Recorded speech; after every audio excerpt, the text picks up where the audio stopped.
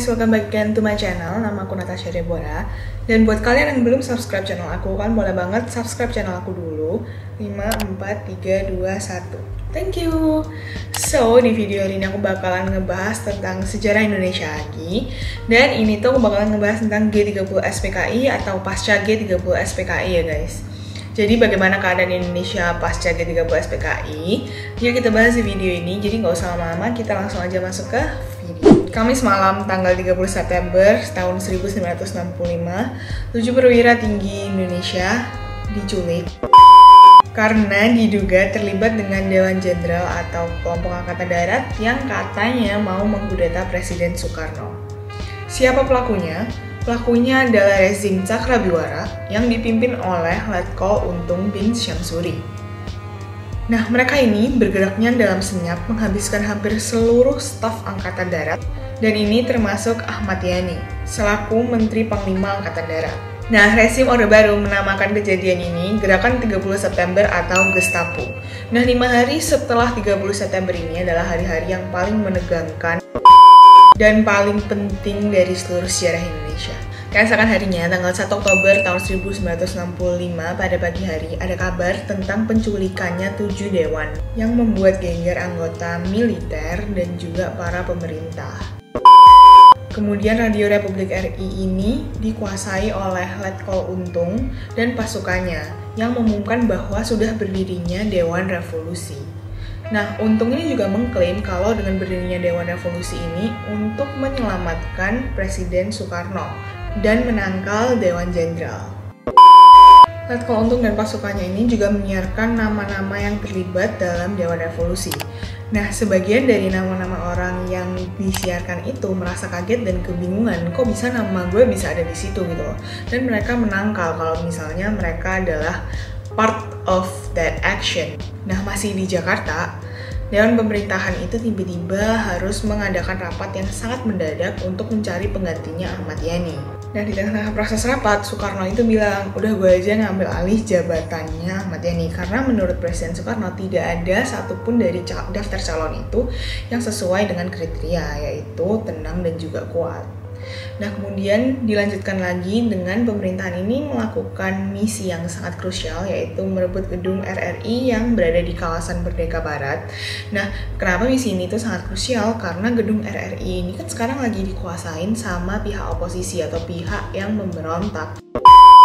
Tapi proses ini tuh berlangsung sangat singkat karena gedung RRI itu cuma dijaga oleh 10 orang.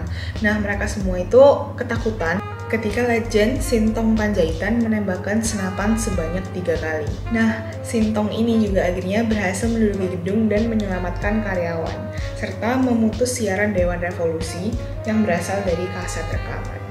Kita masuk ke hari kedua, tanggal 2 Oktober tahun 1965, hari di mana Soeharto dimarahin Soekarno. Nah, pada saat itu Soeharto itu berpangkat sebagai Mayor Jenderal dan juga menjabat sebagai Panglima Komando Cadangan Strategis atau Kostrad. Nah, pangkal persoalannya ini muncul ketika keputusan Maijen Pranoto Rekso Samudra sehari sebelumnya setelah Ahmad Yani dan kawan-kawannya diculik yang mengutus Soeharto untuk mengisi posisi Menpangan. Nah, karena Ahmad Yani dan kawan-kawan itu diculik, jadi secara otomatis Pranoto itu menduduki posisi teratas di tubuh Angkatan Darat. Kemudian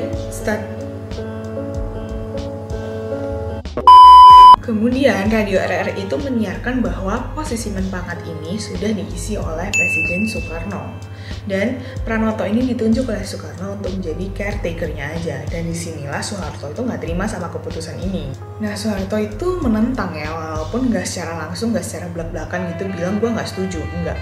Dan kemudian besoknya Soekarno itu mengundang Soeharto dan juga Pranoto datang ke Istana Bogor. Ngapain sih mereka di Istana Bogor? Nah, di Istana Bogor itu untuk melakukan konversi pers mengenai Menpangkat baru. Nah, setelah acara, Soeharto sama Soekarno itu tiba-tiba cekcok. Cekcoknya kenapa sih? Mereka itu cekcok mengenai polemik jabatan dan juga tugas Soeharto di lapangan. Nah, Soeharto itu disebut keras kepala banget yang membuat Soekarno itu marah. Nah, selain itu alasan mengapa Soekarno marah, katanya sih Soeharto itu menghalangi Dewan Angkatan Darat yang mau menemui Soekarno di Halim Perdana Kusuma. 2 minggu setelah penculikan, tepatnya tanggal 14 Oktober, Soeharto itu memang naik pangkat menjadi Menpangat.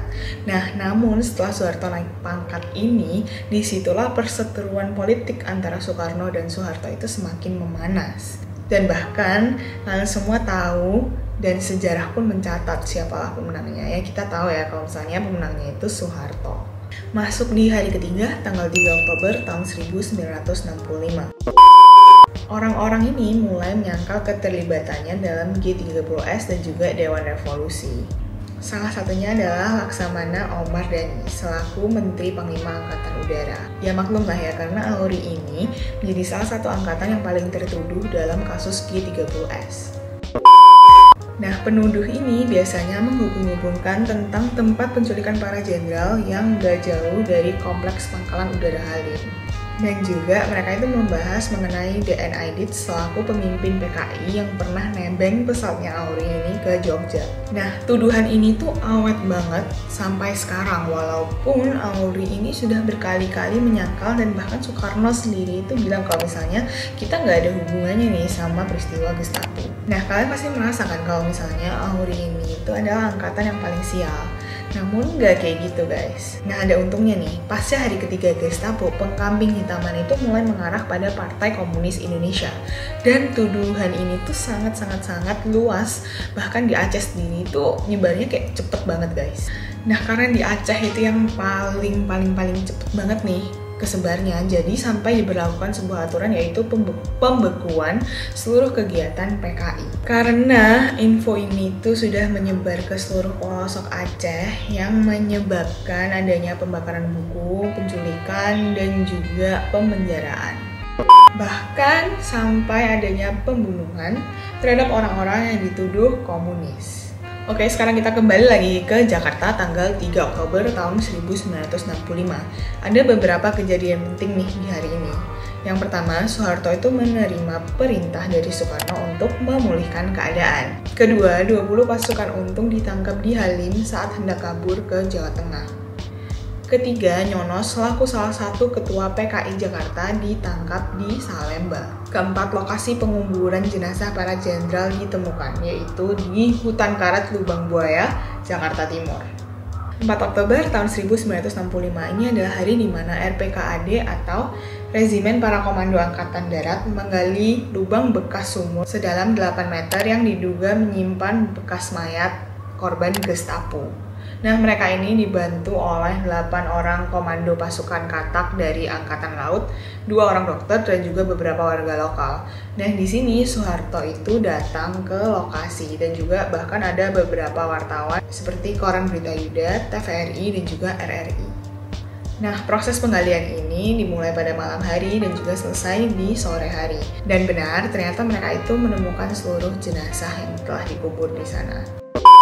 Jenazahnya itu secara berurutan ada Letu Pierre Tandean, Maijen Suwono Parman, Maijen Suprapto, Maijen MT Haryono, Brigjen Sutoyo Siswo Miharjo, Maijen Ahmad Yani, dan yang terakhir adalah Brigjen DI Panjaitan. Nah, menariknya nih, gak lama setelah itu beredar kabar nih bahwa sebelum para jenderal itu meninggal, mereka itu disiksa dulu.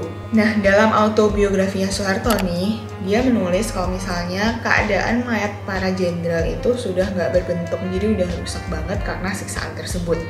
Katanya mereka itu disiksa, tubuhnya kayak disilet-silet, matanya dicongkel, dan bahkan kemaluannya itu dipotong.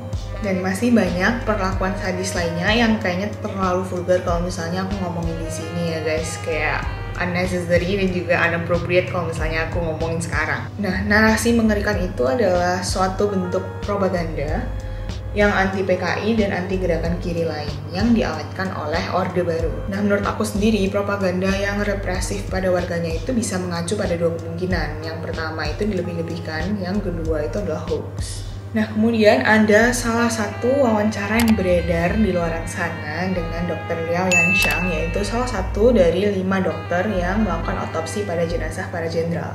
Nah, Dr. Liao ini mengatakan kalau misalnya mayat itu masih dalam keadaan bagus, jadi nggak ada yang namanya adanya penyiksaan, tubuhnya disilet-silet, kemudian matanya dicongkel, dan bahkan ada yang bilang kan tadi alat kemaluannya dipotong. Dr. Liao itu menangkal semua berita itu. Kemudian tanggal 5 Oktober tahun 1965 ini adalah hari di mana seharusnya diadakannya acara parade militer dalam upacara perayaan hari ulang tahun ABRI. Namun peristiwa G30S ini membatalkan segalanya. Suasana sepanjang acara itu menjadi serba hikmat dan juga dipenuhi dengan kesedihan yang sangat mendalam. Upacara ini digelar di Markas Angkatan Darat Jalan Veteran, Jakarta. Nah, kemudian acara dilanjutkan dengan pemakaman jenazah para pahlawan revolusi di Taman Makam Pahlawan di Kalibata. Jenderal Abdul Nasution ini juga datang memberikan sambutan dengan sedih yang sangat mendalam. Sebenarnya, ia ini juga salah satu target penculikan, tapi yang terbunuh malah anaknya. Kemudian ada Untung Yani yang merupakan anak Ahmad Yani yang masih berusia 12 tahun bahkan pingsan di lokasi. Nah, sebenarnya nih Soekarno ini juga pingin banget datang ke pemakamannya. Cuman karena alasan keamanan, jadi Soeharto itu nggak bisa datang ke sana. Namun Soekarno itu tetap berziarah ke Taman Makam Pahlawan setahun setelahnya, yaitu tanggal 5 Oktober tahun 1966. Oke guys, segitu aja cerita tentang pasca G30S PKI dari aku. I hope you guys enjoy watching my video as much as I enjoy making it. Sorry guys kalau misalnya apa yang aku sampaikan ini belum sempurna, tapi aku udah berusaha banget cari semua informasi yang bisa aku sampaikan ke kalian. Nah, buat kalian yang udah selesai nonton video ini, kalian jangan lupa buat like, comment, subscribe, dan juga share ke teman-teman kalian ya guys. Bye, see you guys in my next video. Anyway, kalau misalnya kalian punya request video apa, kan boleh banget tulis komen di bawah dan aku bakalan berusaha semaksimal mungkin untuk nge-up video tersebut. Bye!